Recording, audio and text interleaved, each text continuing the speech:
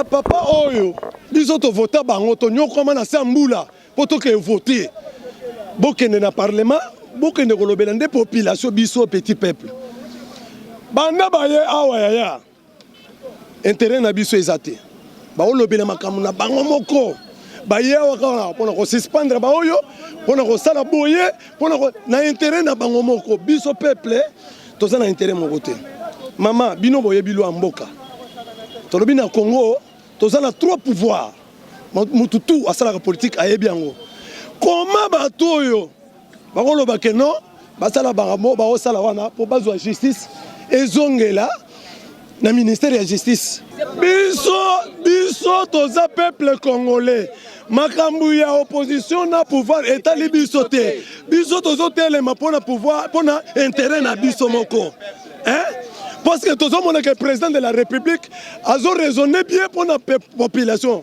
a canisa pour le petit peuple. Mais bango, bazal rôle bazo tia bakal, pour ba bundisa o azali kolo pour biso to mona pasi. Yango biso to lobi to kondimate. Pour na oyo, o balobi o po basala. Soki bakotia po basala, to yebi banda kuna bango nyonso. Auto kokufa to kondimate po nyonso wana esale makapona intérêt ya peuple congolais mama ko tanga côté ozo tanga wana te biso toza plus de 80 millions na parlement so baza majorité baza 300 et quelques mais biso peuple congolais toza plus de 80 millions naza kuna te côté ko otinanga wana awa biso peuple to yeli makamu na biso intérêt na biso le droit to ko bunda pona intérêt na biso soki lelo oyo soki lelo oyo ba député oyo biso to vota to mema bango na palais du peuple bango balingi ba mema buzoba basala buzoba biso to talaka bango mais nazoloba na yebite nini télévision na bino eza nini eza na TNT ondeni Best TV il fallait bolekisa message oyo po nazo benga tous les peuples congolais entiers tala ba intérêt na biso ndenge balingi bale yango tala bomengo na biso bato balingi ba devie yango biso tokozala awa baoyo bazosala musala bayaka ko rejoindre biso awa na bamai na balipa toza kaka awa bato tokotikela bango tante nalingi kutu naloba na nini Janine Mabunda makambo azosala est-ce que makambo azosala wana tangu yo ozovanda yo moko na ndako na yo soki obala soki ozalaka na bana na yebite mais tango ovandaka na ndako na yo ovandi yo moko po tango lala ka yo moko est-ce que ozomona makambo osala bien mabe ya loi eza yake justice député bakozala bazo commander justice na biso te justice eza indépendant siko bango balingi ba voter loi c'est que bango bako réformer justice c'est que bozo banga mais bozo bosa na ke ayi ya IDPS ayebisa bino mukolo moko boye bobimisaki mabe bolobaki trop bato bakangaki trop bolobaki na ba radio Okapi ba RFI bolobiki azolo bongo ba propos ya bongo poni mais lelo omoni ndenge bino moko bozo koya na piège boye ko lande ko na jeta yango oyo po biso tokotikela bino tante tokotikela bino tante pona intérêt na biso tokotikela bino tante ndeko na ngai nazoyebisa yo omoni na makambo ya confinement oyo kende na bakinga bo kende na bakanluka kende na mumbele kota na mumbele 22h 21h otala ndenge ba mama na biso bandeko oyo ya biso bazolembela bana na 20h siko Janine Mabunda na ba 4000 dollars bazopesa bango na ba député bazoloba babakisela bango mbongo après bosuki wana te bozo continuer lisusu wana te bosaka na bato président azana likambu te président azotala nde population na ye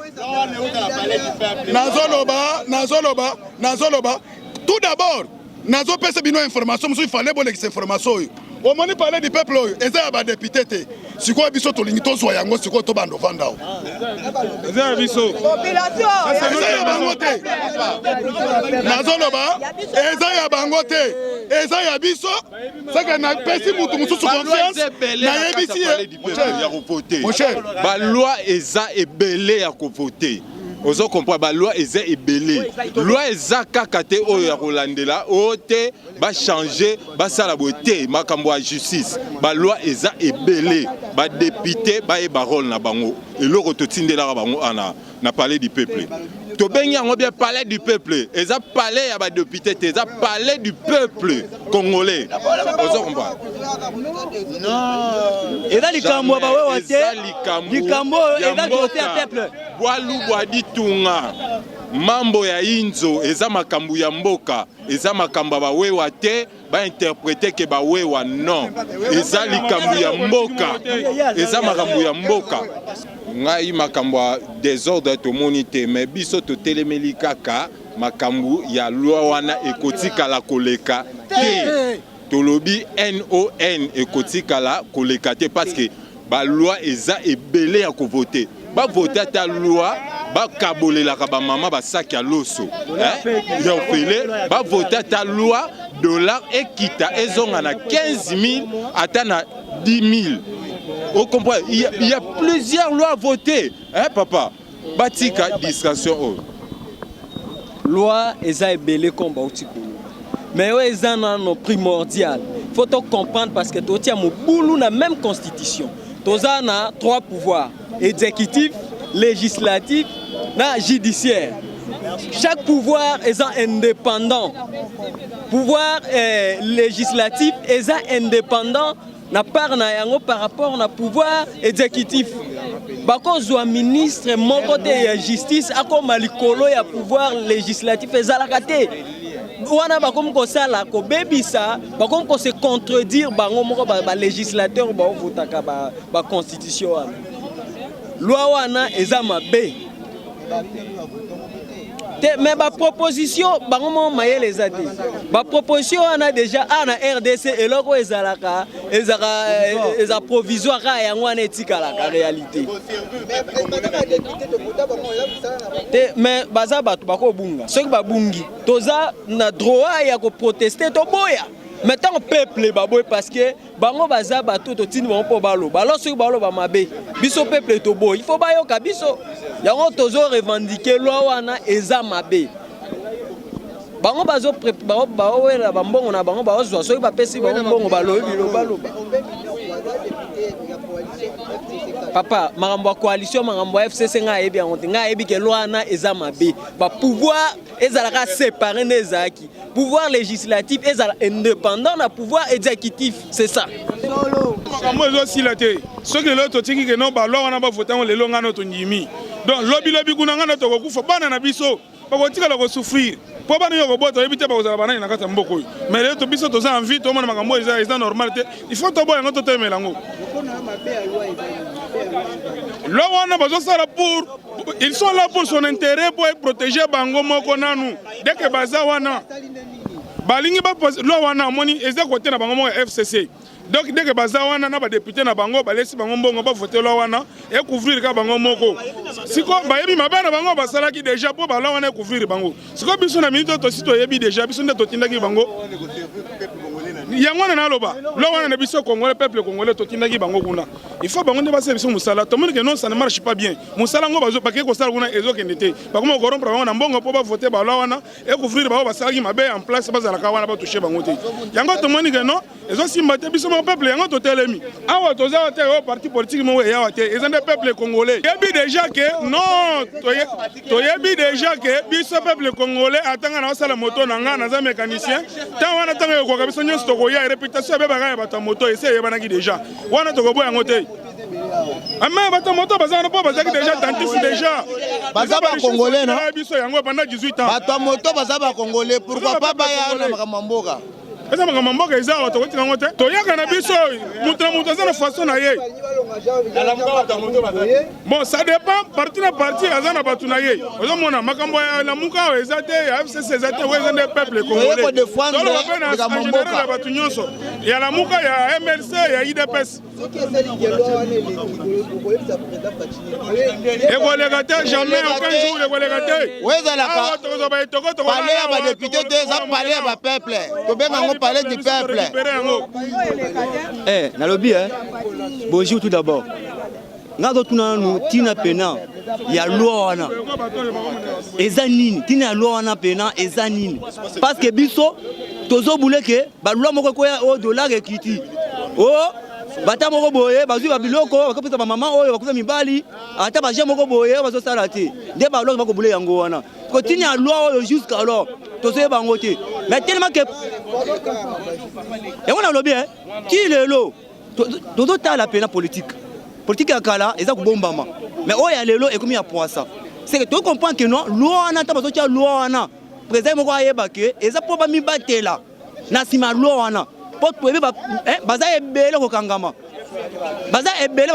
parce que kabunda ye moko aloba ngo bien ke boko nanger baza ebele kokanga toyebi bango bien loi wana bamisi yango po ba mibatela na sima ya loi neti ntambo mwamba wana bazela ye kuna ayeba bango bien minango wana bazela kuna ayeba bango bien loi shadak bazela kuna ayeba bango bien fayulu makama loba kuna o il faut muluba boma muluba wana bazela kuna siko loi wana bafwandi bazali kita pour même ça loi en sens que et protéger des bango mais biso a pour parti te nga za parti mon côté mais nga na ewa pour na koloba pour na peuple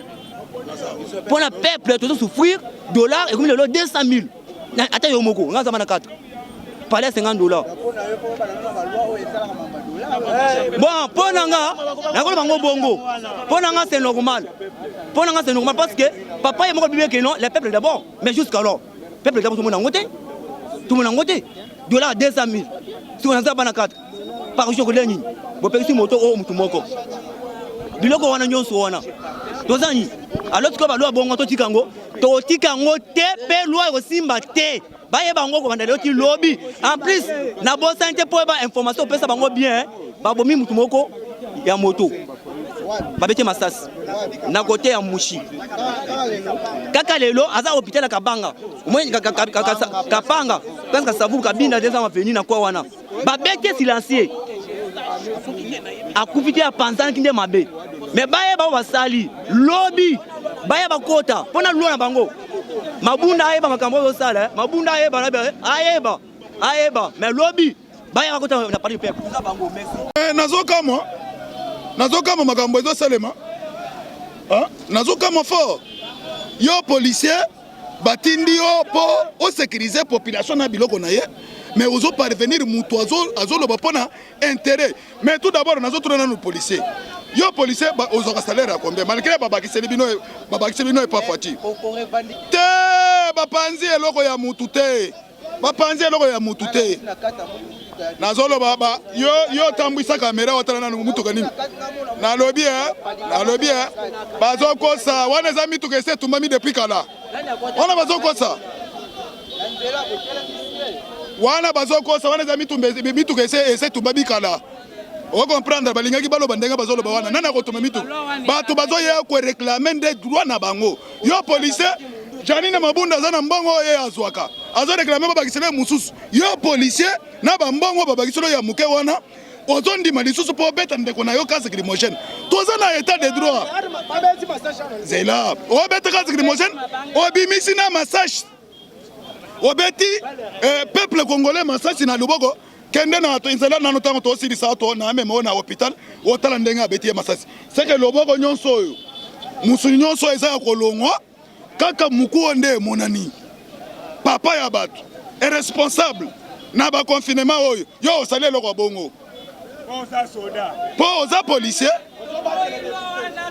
mais biso tolobi ke loi wana toboyi yango nazo répéter ko toboyi yango nazo sala appel na bandeko nanga mususu oyo tous les peuples congolais oyo baza na ville ya Kinshasa awa na parler du peuple tozo vandawa tozo lalawa ba misusu bakende koluka nanu lipa bagenda olukala no mai ba ko tikela bandeko na toza na bango ekoleka te tolingi tozo siko makambo tu a main via binazo tikelo nyonso formule handika vie nani vie mwanda nsemi vie azana coronavirus semble que na lobby azana na corona zala ngote vie azo tikelo ne malade vie yebisinga ete maladie te puissance mais yo bate vie azana na formule handika ezali boye bien via zotikela ngaba bilo nyonso wana osuka lokola viete te na osuka lokola viete ngaza na jeune très bien ata na osuka lokola ezonga combien 30 ans en attendant revivre na revivre 30 ans donc ndenge zaana bana lamuka bozala calme to récupérer formule handika soke beti osambwe wana milice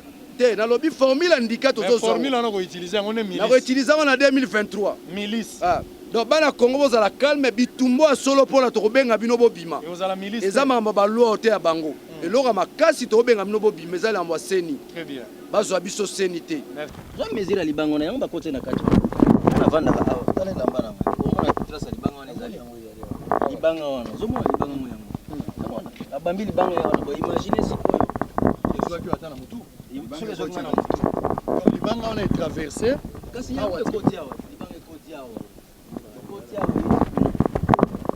libanga ekoti awa heureusement kovandela koto navandaki wana yango moni esalinga boye na nsima pourquoi badepute mosusu basali porte me ngai nakomi wana nakutaki bon ngai nakomprendre te nakomi na porte awa la police atelemi déjà place wana siko ndambo batikalaki bauti koto boye bayembango bawewa ezaka bawewa bata makolo bawewa na bata makolo bazalaki ebele parce qu'ils m'ont reconnu ntango bakoti babemi libanga boye eza député nabimi batele boye yo ntingi keno vote kuna juste comme indépendante nabi oh je suis dans la plénière te fonga na ye commission aza na plénière te mais effectivement plénière te bato ba commission de bazo sujet lelo non ba commission na ba commission ba commission na ba commission lelo commission ya PAG za na kati ya te wana bango kuna yo za na commission wana za na makambo mususu wana za na makambo ya agriculture et puis environnement tozoki na makambo ndenge nini tokozongisa agriculture na mboka et ba norme nini ça dit tokuti nini stratégie ya ETD ba entité territoriale décentralisée eza ndenge nini siko na biso bato ye na vision ya sika foto sala ngo ndenge nini oyebi ke na mboka oyo bakonte mingi selinga meme na kati ya palais lipe parimilité bino boza na kilité ya kolobela mutu malamu te wana ngo te meme yo oza nango te soko ozalaki nango mbele yo mutu osalanga publicité makasi pourquoi mboka oyo muze azalaki awa budget eza 800 millions bazofuta soda $100 Kabila comme président Joseph Kabila comme président par la voie électorale en 2006 Kizenga premier ministre budget zaki 1,4 milliard azofuta étudier $30 à bourse lelo budget za na ba 10 milliards soda zo $100 te vous appelez la démographie monotone oui la démographie augmente l'argent aussi augmente c'est la même chose tozaki pe na crise auto wana ngo lelo te pandémie pe alaki te na biboye o eza na 3 mois bana mars kaka wat mais depuis 2011 to 2018 budget zaki ya 9 milliards bosalaki nango nini salaire batezaki combien mais ntingi pululu nde tango nazwi loi budgétaire oyebi eloko ezosala badepute pasi nini badepute bozoyamba wana ezani bazobaki tosala mosala te oyebi pourquoi balobaka ndenge wana omoni babuku oyo loi de finances oyo eza 32 pièces omoni 815 pages sikoyo fois 32 pièces zwa yango pendant 7 jours résumé osala démonstration oyo olobaka pendant 3 minutes biloko oyo eloko ya liboso faut comprendre d'abord dans l'ensemble que ndenge tozali kala ke non faut kovotaka bato ya opposition faut eloko wana esili bomoni sikoyo ke non na kati ya opposition mpe na kati ya majorité bamédiocre bazali comme baqualité mpe bazali oyo eza expression négative koutiliser bato boye nani a utilisé ba oui nani a utilisé non on sait non il faut pas ça la baptisation gratuite nani a utilisé yo yoza journaliste ko ignora ba fete na réseaux sociaux ezali bato basalaki réunion lobby balobaki makambo oyo les réunions esalamaki lobby nazwa ngo na mobima na kotindela yango comme ça jour okobenga nga tokolobela yango na télévision intégralité nango ko utiliser ba jeune boye c'est pas bon c'est un mauvais comportement et puis ndenge toza boye lelo oyo to se rappeler le 12 juin awa tango bayaki sur la police yaki awa on a perdu un député na surchoc wana député akufaki oyebi yango za journaliste lelo lisusu esalami boye voilà lelo lisusu makambo esalami boye siko libanga wana soki ezwaki ngai obi combien j'écoute en termes scientifiques en termes d'intelligence de ce pays biloko oyo ozomona oyo eza kitoko te et puis tokende pa tozonge pa na bito soki za promo français ngana kamwaka ngana sala français te monsieur moi j'ai fait l'électricité eza proposition de loi ba botango nanu te to yebi ndenge banda makamni ozoloba wana proposition alo ezamba liboso non c'est dire quoi ezamba liboso yo kana ebisa yo oyebi proposition ndenge ezala yo kana ndenge ozoloba makambo lokola mutu aza na mboko te non oyebi peke makambo yo se bandaka na proposition oui eza ba méthode ya FCC ezamba liboso yango na bibo ete oto ya mikolo ozana fichier ya kala FCC bo évoluer to évoluer ko FCC comme ça la autocritique na ye do banda yo ye bananga oui autocritique oui autocritique oyebi loko yo yo bosani ngana zala 00 na ista soko sali dérivé troisième 1 dérivé première ndenge naza député dérivé deuxième ndenge nazaki cadre national dérivé troisième tango naza na ista naki na taille nini mais nazaki 0-0 base serment mariano na boum naki na taille nini les gens se trompent hein? monsieur c'est pas le respect parce que FCC ya lelo président de l'autorité congolaise Joseph Kabila autorité le président de l'autorité congolaise alobi boye bo céder na ba menace te bo céder na provocation pété vous allez na maîtrise des soins yango na salé voilà conseil à Kabila moni Kabila moni siko FCC ya lelo na Tshisekedi za na FCC mais bateau ya kala président Félix Tshisekedi te aza FCC te ozoko mikosa aza na FCC te aza na cash papa yo sala français na lobby na coalition ezanine so ba lobby bazola ma desu na pundu na soso na Thomson na nzungu moko eza coalition non mais eza bato bakutani kasi mais eza coalition bakutani makanisi eza alliance ya circonstance na lobby mais c'est ça eza na bandela eza na suka pour nous ma desu eza circonstance mais ba otika lokabo na sud okabo pona ma desu ndeli na couleur on a gouvernement au Kabila monde au gouvernement ya Kabila au gouvernement Tshisekedi mais tant que zaka pouvoir ba lobby circonstance on a ebisot au Kabila ndenge na kata gouvernement na ba ministre nyonso ndeko ntingi au Kabila s'il vous plaît nazo regretter toi libane fa toza na plateau na lobby fa toza na plateau ngala zo tuna yo quand ozozwa kilo ya kolobaka na FCC lelo ndenge réforme sala oui mais bato akala bazaka ka bato pe bayiba bazaka kasi dans le but ba crime na bango basala nyonso wana ya mbongo ba crime économique échanger tes réformes bazong simbongo kasi eloko nini sali ke Tshisekedi comme président c'est parce qu'on avait besoin de quelqu'un d'autre pour qu'amener état de droit que tout le monde soit en dessous de la loi c'est tout loi mina komoni yango ndenge bon ezali proposition wana c'est-à-dire quoi taksanga ba avantage ya proposition wana problème ya loi wana c'est-à-dire na kati ya constitution constitution na biso faut koyeba histoire ya mboka eloko esala bino kaka passe histoire ya mboka mboka na biso constitution tosalelaka wana eza ya ba français tosalaka copier coller vous comprenez na constitution bakomi boye tozala na deux types de magistrats nous avons les magistrats du parquet et les magistrats du siège magistrat du siège yene bobengaka juge magistrat du parquet aza sous l'autorité ya ministre ya garde des sceaux et pas na biso ministre ya garde des sceaux ezanani ministre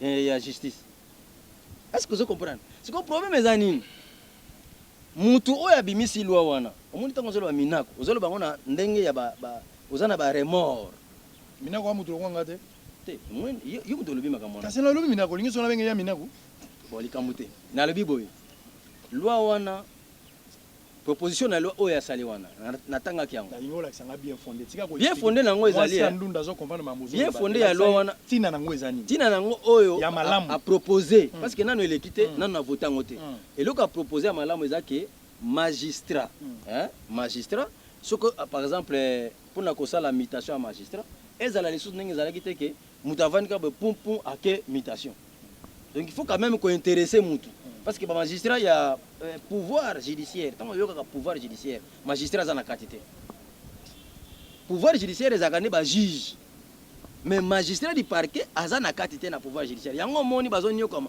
bazaka na frais de fonctionnement te magistrat so akufi faut passer la cotisation na baninga na ye je vous dis des choses vraies mais problème ezanine omoni Kofi Olomide lo bayelo comme bozana nzala memikate bimi na poche ndoke to yanganga pour liango eza problème. Est-ce que cette loi est opportune? Les lois sont vraiment opportunes pour voter loi. Alors que Yomoko, aux alliés au terre, il y a une proposition de loi et Bélo Sala, les lois étudiées en Goté. Tikala, l'Outoundou a parlé de la CENI 9, on n'en parle pas. Est-ce qu'il y a une urgence? Il y a une urgence, la bande nous n'est pas à moi, qui n'a pas de bitabele, le colis, le lobali, urgence au bino bossale dessus. Tina Ngozagide, Kolobateke urgence au bino bossale. Et ça FC7, mina quoi proposer FC7 non, à titre individuel. Non. Eza yé mutasali loi. Ngana za na FCC. Mais on a découvert que non 65% ya salaire à battre. Il y a budget qui n'a pas fonctionnement. Nous en opposition aux alliés na FCC. Vous comprenez? Et puis 35% et tikala na salaire na investissement mboka. Yango moni mboka sala mailo côté. Vous comprenez? Na tunyo so za na FCC. Na zalaka na FCC. Utokota mikolo. Utokota mikolo. Na zalaka na FCC. Pour la collection que FCC va réformer yango présence antingi liberté d'expression et quoti na sali loi pour l'intérêt à peuple mutabo yake moté mutaide pesa ta moko ta sali loi déjà pour l'intérêt à peuple azate ngamu na mona kyango na sana FCCT zola nanga ngamu na mona kyango ngamu na sala ki article que pour muta comme ministre ozo accéder soko sala kala ozala cacher maboko lekate ça dit tenir compte du passé des candidats et ça mutaide pesa mais pourquoi FCC Alexa ngote makanisa c'est eleka ko bonga nommer gouvernement ba yumela ka pour nini c'est ntiki pololo. Monsieur. Yom to bloqué. Oui, monsieur. Yom to bloqué qui? Na bloqué qui c'est-à-dire président Félix Tshisekedi a yebi Assemblée nationale wana bantingi bazako na mais président de la République pouvoir et conférer pouvoir akoye bisabino ba député abengi mama Janine Babunda convoquer plénière ordre du jour loba boy apesi biso ordre du jour c'est dans ses prérogatives mais pourquoi tout ça les 12 toya bakangi voter pour voter mais c'est simple nous avons les présidents de la République les garants de fonction de bon fonctionnement des institutions bino vous avez lobé le peuple vous avez lobé le peuple. Oui. C'est au peuple où est-il qui est dans la balabala. Est-ce que le peuple a compris? Le peuple a lobby na bisot. A lobby. Na tuni bango tango na kiti. Batali ah ntingi mendeni ngabi. Oh, eza nini? Oh, justice est indépendante. Ah. Oh, OK. Na koti. Siko na koti na kati na ketuna. Eloko nini eza lelo? Na yeba kiteke bazana nini PAJ ezo statuer pour na loi wana. Oh, ba c'est les makambo ya justice loi na basali ya obemi na gowe na tangi na réseaux sociaux na ni na biso ba députés comment les députés sont en train d'argumenter cette loi hein en bien comme en mal. Je n'estime pas que loi on est collègue. Moi je n'estime pas. Pourquoi? Simplement parce que honorable Minakou en relation internationale on dit chacun occupe une position et joue un rôle. C'est-à-dire, tant que loi on a salango obemina. Qu'est-ce qu'il occupe comme fonction na kati ya FCC? Qu'est-ce qu'il joue comme rôle na kati ya FCC? Ba bien eloko les mabe. Sans pourtant batala na kati zaka mabe. Ninga ko zaka boye. Bon moi na tanga komba ba katiere musuto yeba ina mboka ezate. Aye ozo bokutani na nzela. Ah ndenge ni na pesi ombote. Ote akabele loka kolia yebi kaza katiere batabakisi tout ça comment difficulté aux anango nia utozolia tout est sanctifié vous comprenez tout est comment difficulté aux anango les difficultés oyo nia utolia comme ça dit les moments oyo ya loi wana les moments ya ko présenter loi wana la personne qui a présenté la loi très bien sa appartenance hein sa position et son rôle d'abord bazaki AMP Alliance de la majorité présidentielle 2004 2006 tant ba komi associé na Palou et komi MP majorité présidentielle ndama bato ba koti lisusu ti ba komi na 2015 et longwe MP komi FCC pona nini ba opposer ba koti ba tibala ba nani ba to IDPS ba zaki tsape makelele ba koti omoni yango nde FCC siko na minute oyo to koti siko to ne peut-être vers fac hein vers fac c'est-à-dire to komi siko na ba Félix Tshisekedi biso ba président de la République to komi na ba to nyoso to ya opposition to koti tokotika la seconde à deux mouvements donc fac kotoyo donc FCC na cash fac yani et puis côté kuna peut-être la muka na batu mususu en 2023 peut-être c'est-à-dire qu'à chaque moment que nous avancions l'état change parce que rien n'est stable tout change c'est pourquoi toujours progresser malem c'est-à-dire quoi le ngona kana mutu nuka que non FCC za batu mabe bazaka na pontinga za déjà yo ndio bongisa bango parce que ba journaliste ba batu mabe mais yo pe oza na carte ba journaliste yo pe oza mabe ça m'a bêté. Donc voilà. Oui, honorable. Ah, on a eu au code sa interpellation contre VPM et intérieur. Après, l'événement, il y a les 12. Traité en a plénière, député Nyonso va soutenir interpellation et l'équipe. Tous et la calamité, VPM a répondre à expliquer pourquoi on a violé siège et l'Assemblée nationale. Et Belé n'a eu qui va au lobaker et ça acharnement contre tu as IDPS parce que tu as des choix premier vice-président Kabundi. Mais Batuninga Lisusu nane asima nangai. Nganaza élu ya Goma na Nord Kivu. Mes frères, la Mouka ou bien peu importe. Non mais faut la identifier Naza mutu ya FCC. OK, il faut que la toyebisko opinion na yeko zala libre en tant que scientifique ou bien que zala orienté par chef de travaux na IPEN. Na koma ina Kinshasa na âge 12 ans comme Katogo ya Afdel Ngai. Mutu adopté ngai Yerodi Abdoulaye Ndomba satangisaki ba classe paix à son âme. Naza doctorat na Inukine, donc je réfléchis d'abord comme un scientifique. Naza écrivain, na koma déjà 6 livres boke na Mediaspol beaucoup tango. Pour dire que je n'ai rien contre le VPM et à l'intérieur. Nazala qui n'a une mission à Lubumbashi, au Tokendai 14 jours, il y a un mois. Tout ça, les 14 jours dans Lubumbashi, on a enquêté sur les affaires et à Gédéon na Bakata Katanga wana pendant 14 jours. Avant Tokoma, pendant 14 jours, tu as là qui wana. Tina nenge to zongi na Kinshasa. Insécurité bazo bomaka batu na komina roi Shikuna partout tout ça. To zongi awa koti rapport na yebiso pe to koti rapport na commission na biso ya défense et sécurité o eza dirigé na madame Jeannette Kabila ponga na za membre pe rapporteur na basafu voilà na rapporteur na sous commission personnelle. C'est ça justement. Et donc incompétence wana notoire, il y avait PEM. Recrudescence et insécurité na Goma, circonscription électorale na ngai. Nord Kivu, na toke na Mahagi, na Ituri, na Djogu, na Kinshasa awa. Le conflit na ba Congo, tension moyenne entre assemblée provinciale na gouvernorat provincial pour na nini balongola ki gouverneur mais VP Moutazo continue à entêter Kaka. Alors, vu tout ce qui se passe là, moi je me suis dit, Aya ko expliquer Bisso pourquoi ça ne marche pas. Des zones de tension partout, Namboka, partout. Mais moi je pense que Azo accusé incompétence notoire. Vieux nga na osenga e, soko oyo kanga take mwana na e. Aza vrai vieux. Aza na bien papa wana. Surtout na Lubumbashi na découvert que Aza na mutu moko bien calme. Aza le rôle premier vice-président na biso pena penate. Ye pena aza moi mais conseil ka muke. Ve atika ko atikani. Ye vanda alongane ministre. Mais atika. Mais wana seko zolo bela pe inungamba seko inungamba pa longana e. Te ve démissionner ka kokina ete. Retraite na eza déjà rassuré parce que paraît aza oncle soki ya chef. Premier ministre aza moi makasi par rapport na e. Ate premier ministre azo sa moi msa na e ndenge. Inungamba osala makasi. Moi, parce que moi, le projet belé à gouvernement, surtout plan de développement, il y a la province belé, tout sentir moi, même si budget quand même, vu pandémie, population a bimé les lots. Ndabo ya bato ba bimé côté la commission à péage. Ndemo beaucoup ya mwana. Biso to lingito yeba, limbisa honorable. To lingito yeba. Tangi ba titre ebelenga la sepeli. Mais pas ça la curiosité na ngali. Ce qu'on a un titre nyonso de publié plus de 6 livres dans la médias. Pourtant on a Kabila publié dans nos livres était Kabila a fait un doctorat en moté ça on dit on a mabe bio santa pas à l'aise Kabila a dirigé. Regardez. Kabila n'a boyé bien bien moi je crois que on va livre c'est là pour ma livre et ça Kabila pas comment peut des livres de toutes les façons. Au lobby.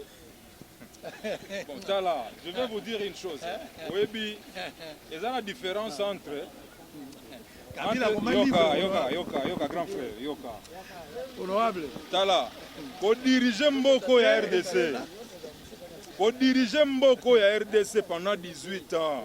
Et Ali blague la livre mon bakoma. Ton dit m'a rappelé Batumsusu. De toutes les façons, biso tozoa pouvoir na manduki. Makila ba massa na biso bakadogo etanga. Yango boy ko. Comprendre? Mais totiki tala grandeur niveau à grandeur d'âme et d'esprit à mutu. Kabila mbila te. Kabila mbila